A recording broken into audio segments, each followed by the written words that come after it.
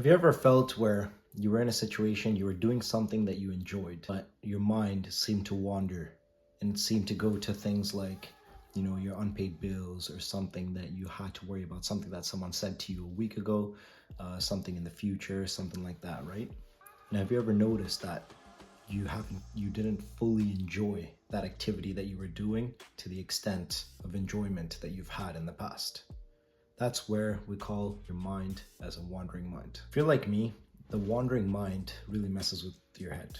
What it does is, it causes you to have trouble sleeping, you have trouble concentrating, you get distracted by every little thing. You can never really do something and be fully present in it. Mind wandering keeps you from enjoying life because you're either thinking about the past or you're thinking about things in the future, but you're never fully in the present. If you already feel like skipping, I'm gonna put a timestamp. At least skip to this portion and see what you should do in the case of mind wandering if you can't sit through the entire video. I think learning how to control your mind from mind wandering will greatly benefit your life. Two researchers from Harvard, Killingsworth and Gilbert, what they did was they did this study to figure out how often someone's mind wanders and whether it makes you unhappy or not. What they determined was that 46.9% of the time our minds are wandering. Let's take a look at this picture right here. The x-axis is your happiness levels, and then the y-axis is the different activities that you can be doing.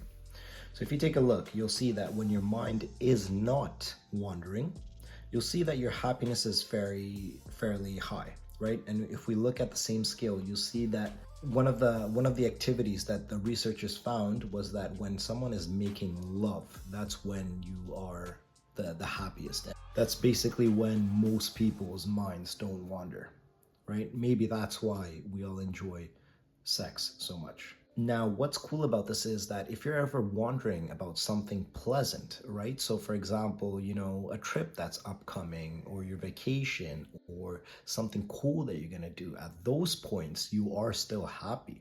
However, majority of the time, what we do is we think about these basic neutral things, like what to make for dinner tonight, or what someone said about us a week ago, or what someone said to us when we were kids back in the day, and it just comes back into your head, right? And what this does is it drops your happiness level. And then you see that unpleasant mind wandering is the worst thing that you could do, right? So anytime you think about something unpleasant, it really drops your happiness level. So what they also found in the study is that no matter what you do, the most menial, shitty task, if you're actively present in it, you will actually be happier, right? It increases your happiness level. So like this could be, sitting in traffic, it can be cleaning, it can be washing the dishes, it can be literally shoveling snow, anything like this, right? You're actually in the present moment, you will actually, even if you might not feel it at that point, overall, it actually keeps you happier. And I think the reason for this is because if you think about it, right, when you're doing something boring or something you don't enjoy,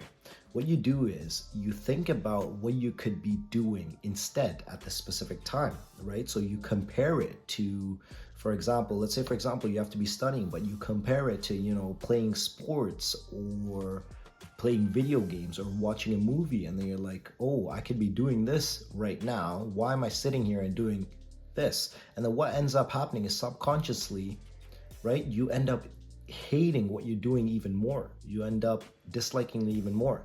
Now think about a time when you were studying something and you were fully in it, right? So it was something interesting and you were fully in it.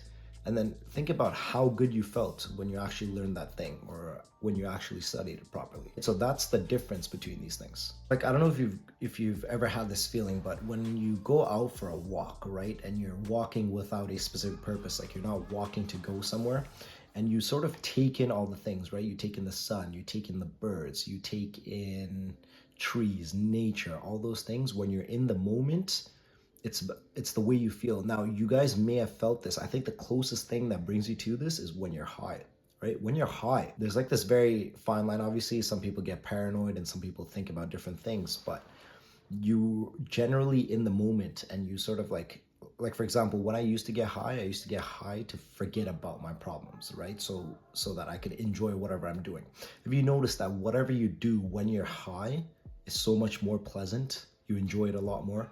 Yes, the THC is in there and the dopamine levels and all those things are in there, right? But you are actually in the moment whenever you smoke up, right? So I think that's the closest to when you are in the moment that I could compare with this. So I don't think it's possible to actually stop yourself from completely mind wandering, but if you can reduce the amount of times you do it and you're more present in all the activities or majority of the activities that you do, you can definitely increase your happiness. The worst part about all this is the additional stress that it brings you, right? So for example, let's say you're at your job, right? And you're thinking about something neutral, okay? So like, let's say for example, yeah, you're at your job and you're thinking about your unpaid bills. What this does is, you're thinking about this, it's something unpleasant. We saw on the scale that it drops your happiness. You're thinking about your unpaid bills, and then what could happen because of this is could cause you to actually make a mistake in your job because you're no longer present, right? And then the next thing that happens from there is it could potentially mess up your ability to pay your bills, right? So it's L after L when you're not present in the moment. So I'm going to tell you what you should do in order to reduce your mind wandering. To reduce your mind wandering and to achieve at least some form of mindfulness. I know half of you didn't make it here. You know, my boys, my family, a lot of people that, whoever the people are, you know, my 36 subscribers, whoever watches this video didn't even make it this far. But if you did, I'm proud of you. Keep going and this will change your life. So if you've got an Apple Watch, you've probably seen this, but there's an app called the Breathe app. And what it tells you is there's like, you know, do 1 minute of deep breathing and it will increase your focus extremely. But basically, anytime you feel like, you know, you can't focus, you can't concentrate on anything, you can't sleep, like your mind is just running at 100 miles per hour, take 1 minute. So this is like baby meditation, right? But anytime that happens, okay, take 1 minute, close your eyes, wherever you are, right? If you're sitting, standing, lying, hanging upside down, anything, right? Wherever you are, just take 1 minute to deep breathe, right? So you're gonna go, breathe in through your nose, and then breathe out through your mouth, right? Take 1 minute to do all of this, and what will happen is it will bring you back into the moment and you'll be able to focus more and you won't have any thoughts in your head, right? The easiest way to do this is you focus on your breath, right? So you like, for example, right? I'll tell you how I see it, right? But what it is I think of myself as like a dragon breathing fire, because obviously, you know, I'm like a dragon and shit, right? And I focus on that breath or that fire that's coming out and then the smoke that's going back in. Fire that's coming out and the smoke that's going back in, right?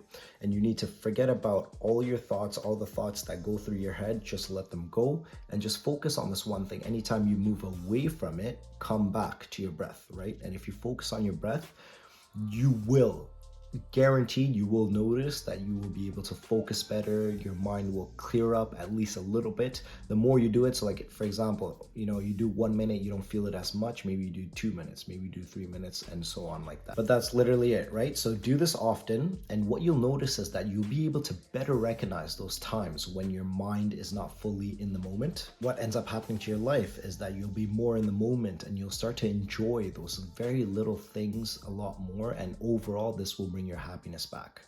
These are all little subtle changes, but what you'll realize is that, you know, you'll end up like me, where once you start doing these things, you can't ever go back to where you were in the past. You only have one life, but if you work hard, that one life is more than enough. Alpha team, let's get to work.